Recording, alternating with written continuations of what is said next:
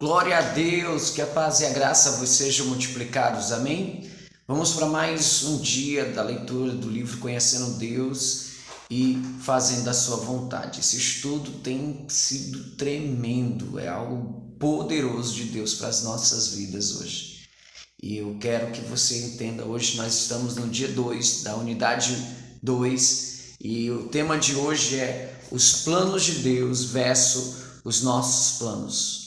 Os planos de Deus versus os nossos planos. Algo que Deus quer fazer que você compreenda, conheça quais os planos dele, mas para fazer a vontade dele também. Vamos orar?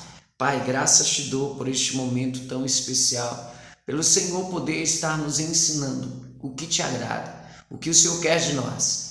Nos destrava, Senhor, em nosso entendimento, em compreensão, para que nós venhamos se mover segundo a tua vontade, cada dia, em nome de Jesus. Amém.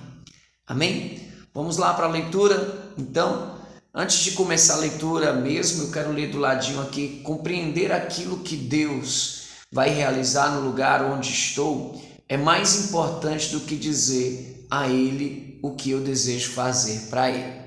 Amém? Então, compreender é algo tremendo, né? Vamos começar a leitura. Quem livrou os filhos de Israel do Egito? Foi Moisés ou Deus? Foi o Senhor Deus. Ele resolveu trazer Moisés a um relacionamento com ele, a fim de que pudesse livrar Israel. Será que Moisés alguma vez tentou tomar as questões referentes aos filhos de Israel nas próprias mãos? Resposta: sim. Em Êxodo capítulo 2, do verso 11 ao 15, Moisés começa a fazer a sua própria vontade em favor de seu povo. O que poderia ter acontecido se Moisés tivesse tentado livrar os filhos de Israel usando alguns expedientes humanos? Milhares de pessoas teriam sido mortas. Moisés tentou tomar as questões referentes a Israel nas próprias mãos. Isso custou-lhe 40 anos de exílio em Midian, trabalho como pastor de ovelhas e reorientando sua vida para caminhar segundo a vontade de Deus. Aqui do lado diz assim: ora, aconteceu naqueles dias que, sendo Moisés já homem, saiu a ter com seus irmãos e atentou para suas cargas, e viu um egípcio que feria a um hebreu dentre seus irmãos. Olhou para um lado e para o outro, e vendo que não havia ninguém ali, matou o egípcio e escondeu na areia. Tornou a sair no dia seguinte, e eis que 2 hebreus contendia, e perguntou ao que fazia injustiça: por que fere ao teu próximo? Respondeu ele: quem te constituiu a ti príncipe e juiz sobre nós? Pensa tu matar-me como mataste o egípcio? Temeu, pois, Moisés e disse: certamente o negócio já foi descoberto. E quando Faraó soube disso, procurou matar a Moisés. Este, porém, fugiu da presença de Faraó e foi habitar na terra de Midian. Êxodo 2, do 11 ao 15. Continuando a nossa leitura aqui. Quando Deus livrou os filhos de Israel, quantos se perderam?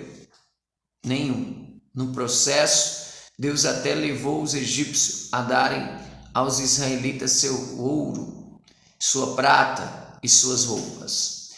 O Egito foi empobrecido, seu exército destruído, e os israelitas não sofreram uma baixa sequer. Por que não reconhecemos que é sempre melhor as coisas da maneira como Deus quer? Causamos problemas e também algumas destruições em nossas igrejas porque temos um plano. Colocamos o plano em prática e o resultado dele é apenas aquilo que nós podemos fazer. Deus em Cristo é a cabeça do corpo, a igreja. Como seria bom se descobríssemos a diferença que faz permitir que Deus seja a cabeça deste corpo. Ele fará mais em 6 meses com um povo consagrado a Ele do que nós mesmos poderíamos fazer em 60 anos sem Ele. Um tópico, os caminhos de Deus. Aí vem a tarefa, olha, nesse tópico aqui, os caminhos de Deus, vem a primeira tarefa. Diz assim: leia a passagem seguinte e procure a resposta que Deus dá àqueles que não seguem os seus caminhos. Então responda as perguntas que seguem. Eu sou o Senhor teu Deus, que te tirei da terra do Egito. Abre bem a tua boca e eu a encherei.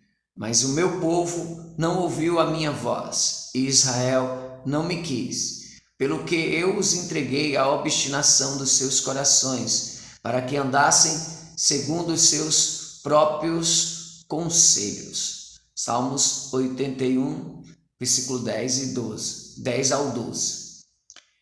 Primeira pergunta: o que Deus já havia feito a Israel? Segunda pergunta: o que Deus prometeu ao seu povo? Terceira pergunta: como o povo respondeu? Quarta pergunta: o que Deus fez? Agora leia os 2 versículos a seguir e veja o que poderia ter acontecido a Israel. Depois responda as perguntas.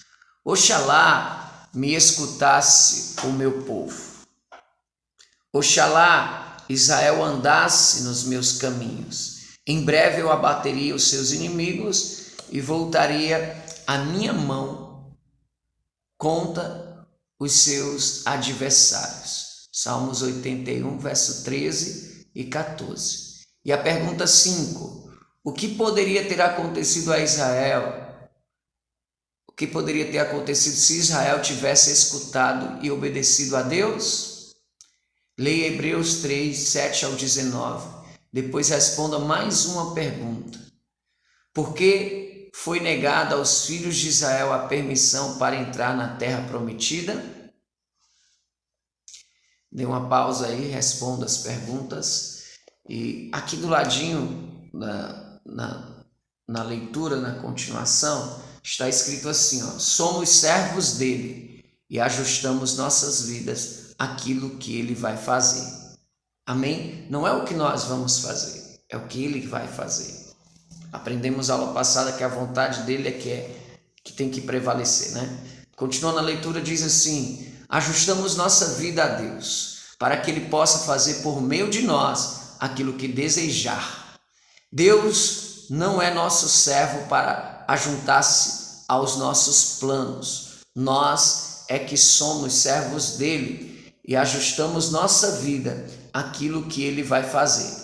Se não nos submetermos a Deus, ele permitirá que sigamos nosso próprio caminho. Fazendo isso, no entanto, jamais experimentaremos o que Deus está esperando e querendo fazer por nós ou pelas pessoas por meio de nós. Amém? Continuando a leitura aqui, ó. Israel foi tirado do Egito com muitos sinais miraculosos e prodígios.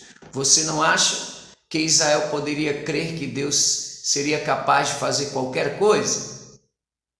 Quando chegaram à terra prometida, não confiaram que Deus a entregaria a eles. Por causa disso, passaram os 40 anos seguintes vagando pelo deserto. No Salmo 81, Deus lembrou que teria derrotado os inimigos de Israel rapidamente, se este tivesse tão somente seguido os planos de Deus, em vez de seguir sua própria estratégia. Vamos para mais uma pergunta para meditar. Medite e responda as seguintes questões. A fim de executar os seus planos e propósitos, Deus teria mudado a maneira como age com as pessoas? 2. Você prefere seguir seus próprios planos e vagar por um deserto espiritual ou seguir pelos caminhos de Deus e entrar rapidamente numa terra prometida espiritual? E aí você responde aí essas questões, tá bom? E continuando a leitura para mais um tópico, diz assim: você precisa saber o que Deus está para fazer. A leitura. Certa ocasião, alguns líderes vieram a Vancouver a fim de discutir planos de longo prazo para um programa especial que tínhamos estabelecido para a área metropolitana. Muitos líderes de várias agências iriam cooperar conosco para realizar muitas coisas maravilhosas. No entanto, em minha mente eu perguntava: mas e se Deus chamar a nossa nação ao juízo antes daquela ocasião? Percebi o quanto eu precisava saber o que Deus tinha em mente para a cidade de Vancouver. Planejar o que eu queria fazer no futuro poderia ser totalmente irrelevante. Quando Deus no Antigo Testamento chamava um profeta, geralmente lhe ordenava apresentar uma mensagem que tinha dois aspectos. O primeiro desejo de Deus era: chame o povo a voltar-se para mim. Se o povo não respondesse, então teria de ouvir a segunda mensagem: diga ao povo que ele está mais perto do momento do juízo do que jamais esteve. A palavra de Deus ao profeta era: diga isto ao povo, isto é, o que tenho feito, isto é, o que estou fazendo agora. Isso é, o que estou prestes a fazer. Então chame o povo a uma resposta. Você acha que era importante que os profetas soubessem o que Deus estava prestes a fazer? Quando Deus estava pronto a trazer um julgamento terrível sobre Jerusalém e destruir a cidade inteira, era importante saber o que ele estava prestes a fazer? Certamente que sim. Vamos para mais um momento de perguntas. Em sua opinião, qual o grau de proximidade do juízo divino em que seu país está? Assinale uma alternativa. Primeiro, não creio que Deus trará algum juízo sobre meu país. Segundo, creio que o juízo de Deus ainda está muito longe. Terceiro, não posso compreender porque Deus tem demorado tanto. Creio que estamos na iminência de um juízo da parte de Deus de grandes proporções. Quarto, creio que já estamos sofrendo um juízo disciplinar, como aquele descrito em Isaías 5, do 1 ao 7. Creio que já passamos por uma experiência do juízo de Deus. Próxima pergunta diz: que evidência você pode apresentar para sustentar sua resposta? Que efeito aquilo que você crê tem sobre a maneira como vive? Na reunião do grupo, você terá a oportunidade de discutir suas respostas. Compreender o que Deus está fazendo, compreender o que Deus está fazendo, o que está para fazer no lugar onde você está, é mais importante do que dizer-lhe o que você quer fazer para ele. Continuando a nossa leitura aqui.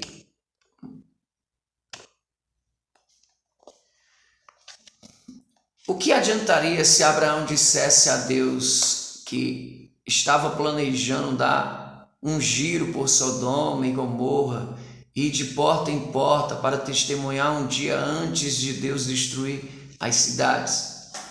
O que adianta traçar planos de longo prazo para a sua igreja se antes de colocá-los em prática, Deus trouxer o juízo ao seu país? Você precisa saber o que Deus tem anotado na agenda para a sua igreja, para a sua comunidade e para seu país, a esta altura da história. Assim você e sua igreja poderão se ajustar a Deus para que Ele possa colocá-lo no fluxo principal de sua atuação, antes que seja tarde demais. Embora seja improvável que Deus lhe dê uma agenda detalhada, Ele fará você saber, um passo de cada vez, a maneira como você e sua igreja precisam responder àquilo que Ele estiver fazendo. E para nós, mais uma pergunta aqui. Opa, eu acho que eu esqueci essa. Vou ler para você. Ore agora e peça a direção de Deus para a maneira como você deverá responder a Ele. Em sua vida pessoal, em sua igreja, em sua comunidade, em sua família, em seu trabalho, em seu país. Talvez você queira fazer anotações na margem ou numa folha de papel separada. Então ore e peça para Deus te mostrar o que Ele quer que você faça na sua vida pessoal, para a sua igreja, para a sua comunidade, em sua família, em seu trabalho e em seu país. Amém? Quiser anotar o que Deus está te mostrando, anota aí no caderno. Martinho Lutero, aqui do lado, continuando a leitura. O que Deus estava prestes a fazer quando começou a dizer a Martinho Lutero que o justo viverá pela fé? Ele queria levar as pessoas de toda a Europa a compreender que a salvação era um dom gratuito e que cada pessoa tinha acesso direto a ele. Deus estava fazendo uma grande reforma. Ao estudar os grandes movimentos de Deus na história da igreja, nota-se em cada caso que ele veio a uma pessoa e esta pessoa entregou-lhe a vida.